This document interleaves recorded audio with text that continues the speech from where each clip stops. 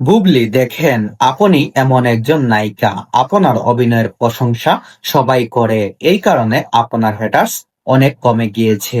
আপনি আপনার ভক্তদের কথা ভাবেন। প্লিজ, আমরা সিয়াম, নিশু, রাজ এদের সাথে আপনাকে দেখতে চাই। আদর আজাদের সাথে কাজ করা অফ করেন প্লিজ, কারণ উনার মুভি সিকুয়েল ভালো না। আদর আজাদের পুরো লাইফে একটা ভালো, দুইটা মুভিতে কাজ করেছেন, তালাশ এবং লোখাল। সে আপনার সাথে কাজ করার জন্য পারফেক্ট না। আপনি হলেন সেই নায়িকা যাকে দেয়ালেন ও দেশের প্রহলিকার মতো মুভি আছে। এই বছরে জংলি ব্লকবাস্টার ছিল, তাই বুঝে শুনে ডিরেক্টরকে নায়ক চুজ করতে বলবেন। আমার আমরা ভালো কোয়ালিটির ছবি চাই, মানসম্মত জুটি চাই।